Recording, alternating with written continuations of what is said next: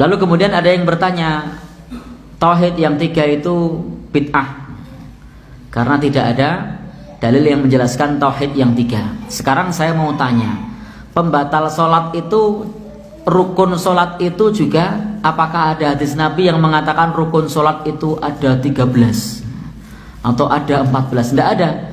Itu semua istiqra. Istiqra itu para ulama menganalisa, lalu kemudian ditulis. Demikian pula pembatal wudhu ada sekian, syarat sahnya sholat misalnya, apakah ada? Tidak ada. Maka bukan berarti istiqra itu adalah bid'ah. Sebagaimana kalau teman-teman tahu, apakah ada perintah Nabi untuk sholat tahiyatul masjid? Kalau dengan lafaz seperti itu tidak ada, itu istiqra. Ulama kemudian menamai sholat itu tahiyatul masjid. Nabi mengatakan, idza dakhala ahadukumul masjida fala yajlis hatta yusalli raka'atain. Kalau kamu masuk masjid, jangan duduk sampai sholat 2 rakaat. Lalu oleh ulama dikasih nama tahiyatul masjid, menghormati masjid. Nabi tidak pernah mengatakan sallu tahiyatul masjid. Tidak pernah.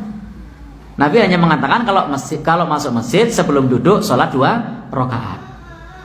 Loh, berarti tahiyatul masjid bid'ah dong? Tidak, ini istiqra. Biar lebih mudah. Bayangkan kalau kemudian kita nyuruh orang sholat. Sholat apa? Sholat sebelum duduk, begitu.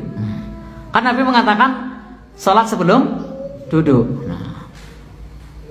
Tidak lantas kemudian kita mengatakan kalau kamu mau masuk masjid sebelum duduk sholat, cukup tahiyatul masjid. Nah, sudah. Ini istiqra. Untuk memudahkan saja. Sebagaimana sholat ba'diyah, sholat qobliyah. Nabi tidak mengatakan shollu ba'diyah, shollu qobliyah. Itu hanya untuk memudahkan memahami. Ini istiqra. Demikian pula mengenai masalah tauhid, uluhiyah, rububiyah dan asma wa sifat. Nah, itu karena memang faktanya ada orang yang dia sudah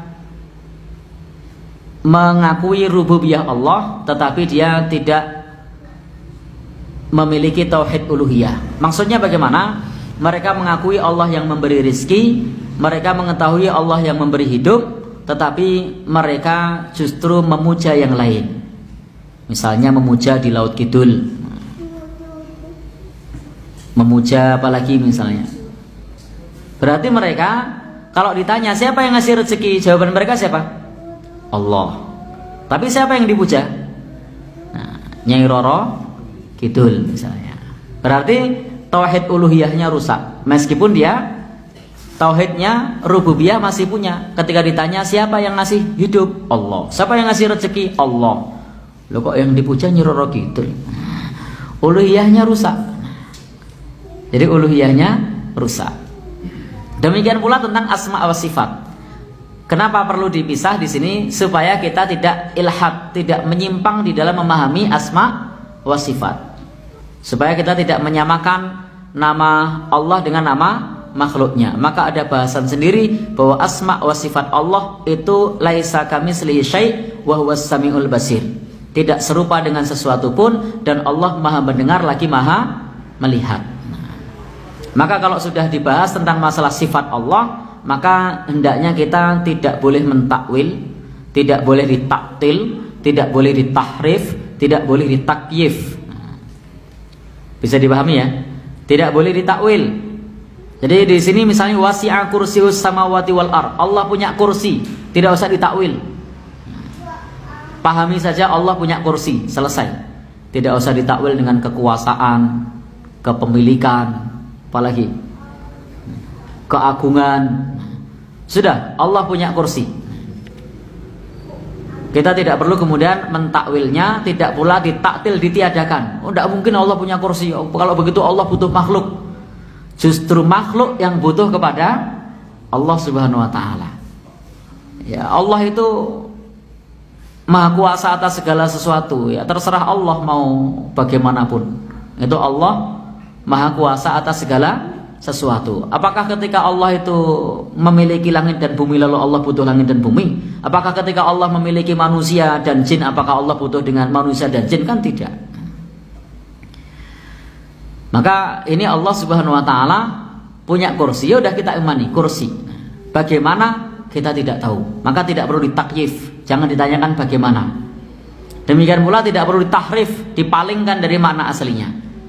Kita meyakini dan mengimani sebagaimana yang Allah maksud, selesai. Jadi kita mengimani dan meyakini sebagaimana yang Allah maksud, bahwa Allah punya kursi. Jangan tanya bagaimana, jangan tanya seperti apa, tidak perlu ditakwil, tidak perlu ditahrif, tidak perlu ditiadakan.